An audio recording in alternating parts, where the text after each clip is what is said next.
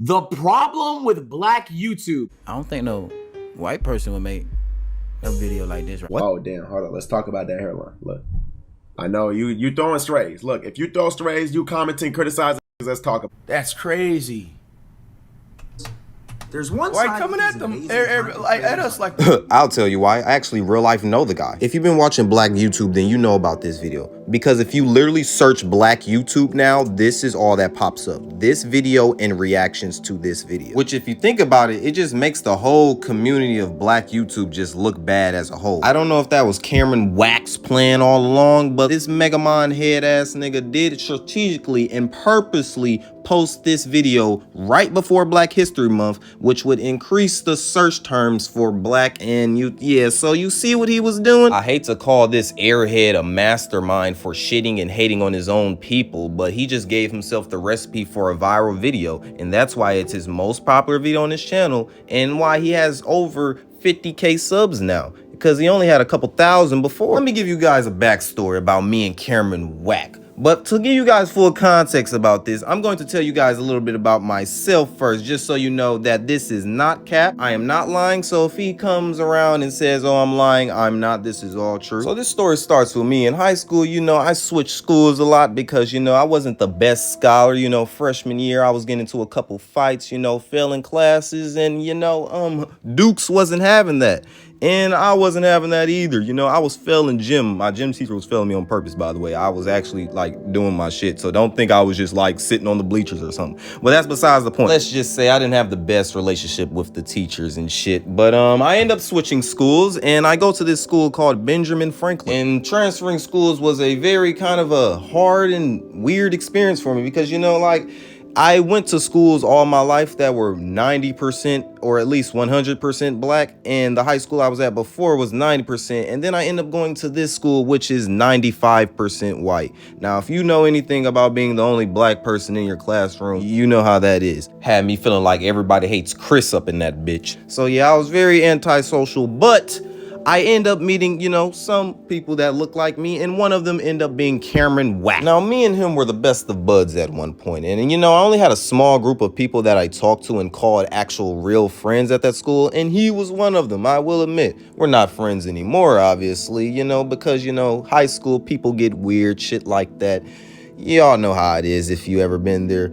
And let me just say this, if you're in middle school or, you know, watching this, you know what I'm saying, you're going to lose a lot of your friends, man, because a lot of people are going to go to different schools. They're going to transfer. So you're not going to see a lot of people that you used to fuck with heavy. Or if you do somehow stay with your middle school group of friends, a lot of them will end up switching up on you. So, you know, high school is a whole different environment if you haven't been there. Now, me and Mr. Megamon had first started together and we rode the bus home together. So gay. Pause. In today's video, I'm gonna be talking about that other side of black YouTube, the terrible side. Now, when it comes to the black community and content creation, I feel like every single idea can't just be a normal idea. Hey, I know you had a lisp in high school. It looks like you kind of got it under control a little bit, but you're still a fucking squeaker, bro. We're the same age and your balls still haven't dropped from high school. Idea, you know? There always has to be some sort of sexual spin to it. You can't just do a normal truth or dare. It has to be a freaky truth or dare. His whole first point about the sexual content on the internet literally irritates me because if you don't like it, then just don't watch it. And the creator that you literally wanted to glaze at the beginning of your video, Kai Cenat, made that type of content before. So what do you say about him? You say nothing about him because you knew there was a chance that one of the AMP members would have reacted to this video. So you shit on the smaller black creators because they're easy pickings, and that's not even a black content creator thing. That literally is done by everybody. Rice Gum did it.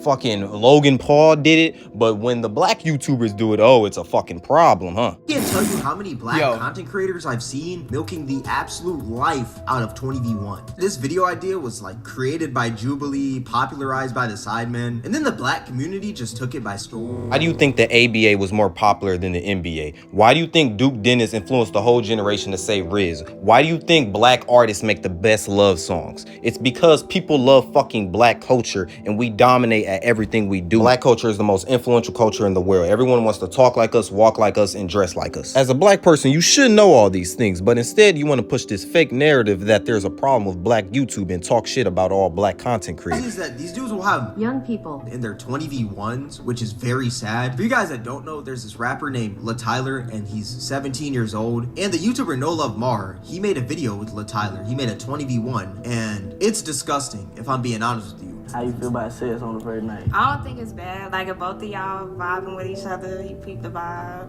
We grown. We grown. Little Tyler nigga, you're gonna go there? Really? Stop acting like you wasn't 17 at one point. And if your little virgin ass knew something, you would know that the age of consent is 16. That nigga is a whole ass grown man. If you looked at any of, at least one of the Lil Tyler music videos, then you would know that nigga knows exactly what he's doing, and he has a mind of his own because he's a fucking grown man and wants to fuck bitches like most niggas do that age. Cam Wak, did you not want to mess with older women, or at least women at all, in high school when you were 17? Because I don't think so, because when you were 17, nigga, you were dick sucking the bullies at school, nigga, and you weren't fucking with none of the bitches at all. You wasn't messing with none of the hoes in high school. Fuck high school. I haven't even seen you with a girl ever. This man should put me in a 20v1 to help me find some action. Like, come on. This gotta be the most incel behavior of 2024. You're literally hating on people in the bedroom of your mother's house. I'ma just tell you guys the type of person this guy was in high school, bruh. Remember, I don't know nobody at this school or nobody on the bus. I'm the new kid on the block. I'm coming in as a transfer student, so Cam Wak is the only person I know on this bus, so of course I sit next to him. So he introduced me to all his little white buddies on the back of the bus, and I'm gonna be honest, Cam is kind of what I would say an Uncle Tom, and he's really whitewashed. I mean, I guess that's what 4 years of going to a 95% white school would do to you. You will kind of lose a little bit of your own culture. Also, I didn't end up staying at that school for long, know what I'm saying? I only stayed there for a year, and then I ended up leaving and transferring to a whole nother school afterwards. And even if I did end up staying for 4 years, you know what I'm saying, I wouldn't let no motherfuckers change me. You know what I'm saying? I'm black and proud, you feel me? The boy Cam Wak, I don't know if he's the same, but he does have an older twin brother named Kenny. I don't know why he doesn't mention him on his platform. He actually is cooler than him, and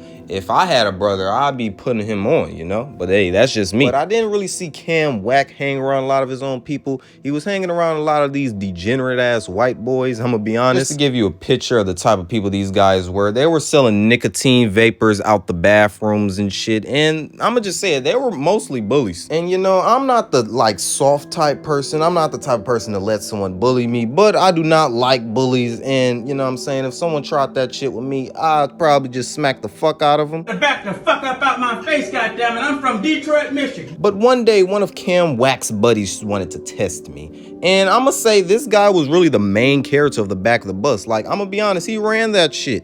But he didn't run that shit with me because apparently we had assigned seats in the back of the bus, and they were not assigned by the bus driver or any type of dean or principal. We're just gonna call this guy Shame, cause shame on him. He was one of Kameron Wak's friends, so he one day told me to get up out my seat because I guess I was in his seat. Motherfucker, this is a free country, bitch. We was fucking slaves for 400 years, motherfucker. I'll be damned. I ain't gonna lie, something morally and something in my soul just told me, no matter what, do not get up out that seat. So on some Rosa Parks shit, I stayed in my seat and I just told him simply, you better sit somewhere else. I'm sitting here. The fuck? So me and the boy Shane went back and forth a little bit, and then he just eventually ended up going to a different seat, because who the fuck is he to have someone get up out of their seat because he wants to sit there? Like, nigga, I'd be damned if I had a white boy tell me to get up out my seat on a bus at that. On a bus. But that was the end of that. I'm pretty sure no one wanted to get their day ruined. I mean, it was the end of the day. We were all on our way home. But you guys know those bullies at schools that have all those dick rider minions, you know? That was Cam Wak. Well, Cam Wak wasn't the bully. He was the one bullied into being one of the minions. And I do not know how this was possible, but the people he was bullying were his friends. Like, they literally sat in the back of the bus with him. And Mr. Shame was the top bully in that bitch. He ran that shit in the back of the bus, like I said. So Cam Wak was one of his little minion followers, and I'm gonna be honest, bro, that nigga was hitting on bitches, and not hitting on bitches in a sexual way. No, that nigga was actually beating on bitches, and you know what I'm saying, a bunch of shit like that. Bullying a bunch of special ed kids, you know what I'm saying? Mr. Shame, I wasn't with that. Now, I don't know if the girl he was beating on was his girlfriend or whatever, but that still gives you no excuse to put your hand on a fucking female, bro, for no reason. And I can tell you guys, it was for no fucking reason, bro. And it wasn't no like play fight type shit.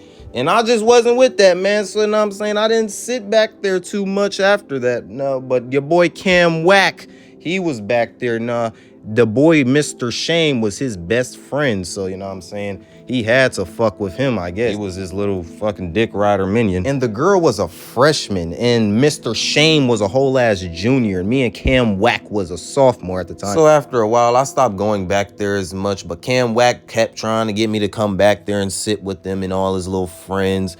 But you know, I just kept going to the front of the bus and sitting with my little bus bay at the time. And yeah, so that's who Cam Wak was, everyone. He wasn't an industry plant. He wasn't someone sent by the Illuminati to shit on the black community. He was just a corn who was a follower of a bully who beats on women and an Uncle Tom who doesn't like his own people of color that much.